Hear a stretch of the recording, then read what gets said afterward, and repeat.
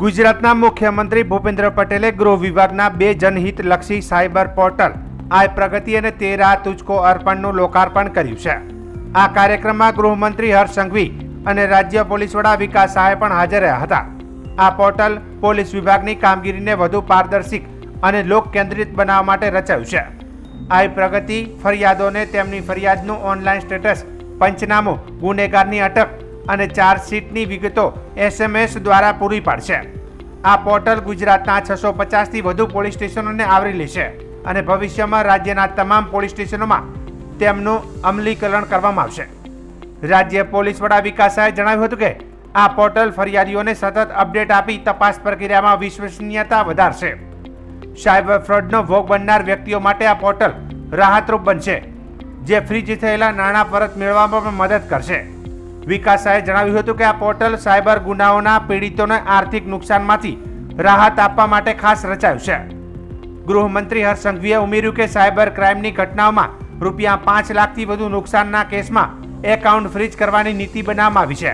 તેમણે એ પણ નોંધ્યું છે કે સર્વે મુજબ ગ્રામીણ વિસ્તારોના લોકોની તુલનામાં શિક્ષિત લોકો વધુ સાયબર ફ્રોડનો શિકાર બને છે।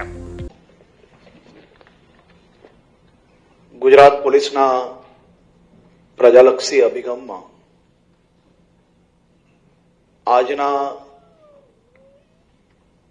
આ કાર્યક્રમમાં આપની સૌની વચ્ચે ઉપસ્થિત રાજ્યના લોકપ્રિય મુખ્યમંત્રી આદરણીય શ્રી ભૂપેન્દ્રભાઈ પટેલ સાહેબ, રાજ્યના ચીફ સેક્રેટરી શ્રી પંકજ જોશીજી, ACS હોમ શ્રી મનોજ દાસજી, DGP શ્રી વિકાસ સહાયજી, અહીં ઉપસ્થિત પોલીસના સૌ અધિકારીઓ, સામાન્ય રીતે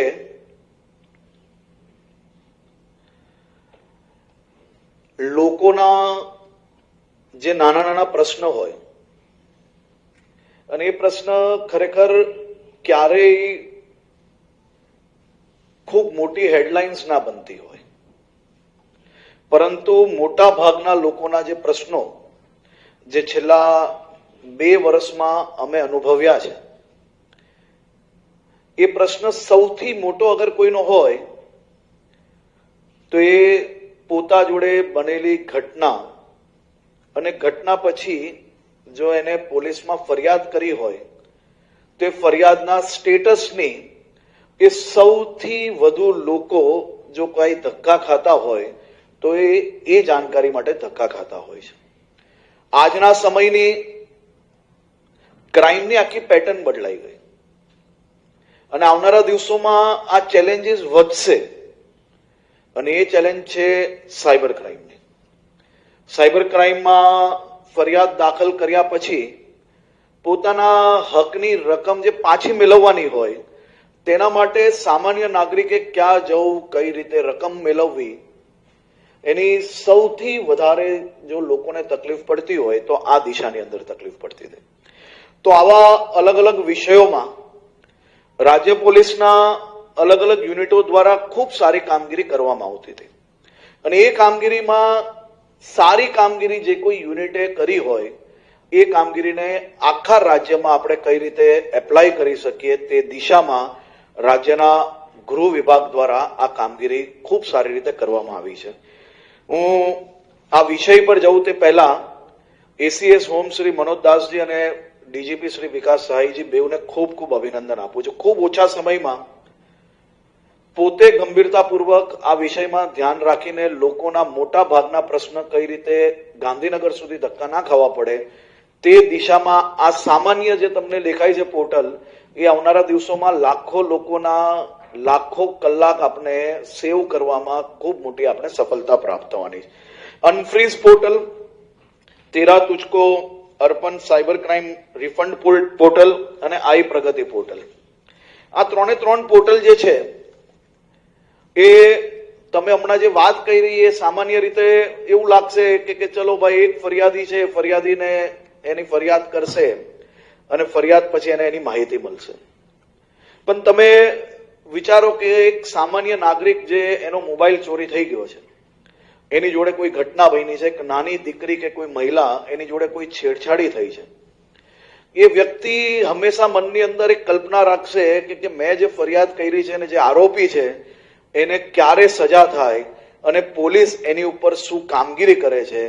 એ વ્યક્તિ, એ સામાન્ય બેન જો એના ચૂંટાયેલા પ્રતિનિધિ પોલીસ પીઆઈ પાસે કે પછી ઉપચલા અધિકારી પાસે અવરનવર જવું અને એની માહિતી પ્રાપ્ત કરવી, પરંતુ સામાન્ય રીતે કોઈ જો ચૂંટાયેલા પ્રતિનિધિ કે અધિકારીને મળે તો એને એ માહિતી મૂળે ના હોય, અને મૂળે ના હોવાના કારણે ક્યાંક ને ક્યાંક એ જે એપ્લિકન્ટ છે એના મગજમાં એક જ વસ્તુ આવે કે મારા જે ફરિયાદ છે એનામાં કોઈ કામગીરી થાય છે કે નથી થતી. હું આપને એક કિસ્સો આપ સૌને હું શેર કરવા માંગુ છું. હું હમણાં જ થોડા દિવસ પહેલા જ જ્યારે ટ્રાયલ બેઝિસ પર કામગીરી ચાલુ કરવામાં આવી એક એક્સિડન્ટના કેસની હું વાત કરવા માંગુ છું.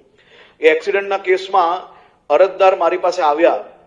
અરજદારે મને કહ્યું કે આ એક્સિડન્ટની અંદર અમારા જે પરિચિત છે એની જોડે આવું થયું અને હજી સુધી આ એક્સિડન્ટ કરનાર વ્યક્તિ પકડાતો નથી.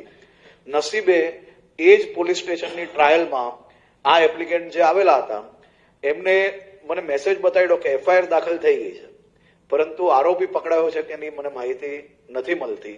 2 કલાક પછી જોકે કાર્યક્રમ દરમિયાન મુખ્યમંત્રી ભૂપેન્દ્ર પટેલે ઓપરેશન સિંદૂરની પ્રશંસા કરતા જણાવ્યું હતું કે આ ઓપરેશન ભારતીય સેનાની વીરતા અને ટેકનોલોજીના ઉપયોગ દ્વારા પરાક્રમ દર્શાવે છે. તેમણે ઉમેર્યું હતું કે આ ઓપરેશનને રાષ્ટ્રવાદની ભાવના ફેલાવી છે અને મેડ ઇન ઇન્ડિયા હથિયારોની આધુનિક ટેકનોલોજીની ક્ષમતા દર્શાવી છે. તેમણે ભારપૂર્વક જણાવ્યું હતું કે ભવિષ્યમાં ટેકનોલોજી સાથે આગળ વધવું જરૂરી છે.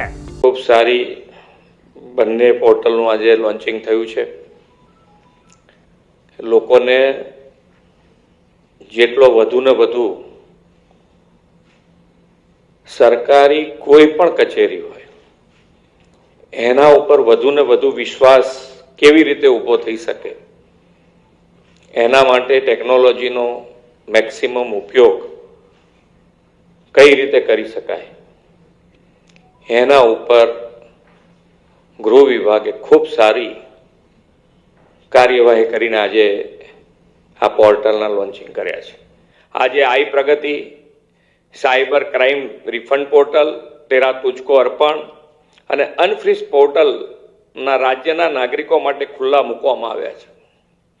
આ પોર્ટલ દ્વારા નાણાકીય સાયબર ક્રાઇમને લગતી ફરિયાદોના આધારે ફ્રીઝ થયેલા બેંક ખાતાને પુનઃ કાર્યરત અને અનફ્રીઝ કરવા માટે નાગરિકોને સરળતા રહેશે.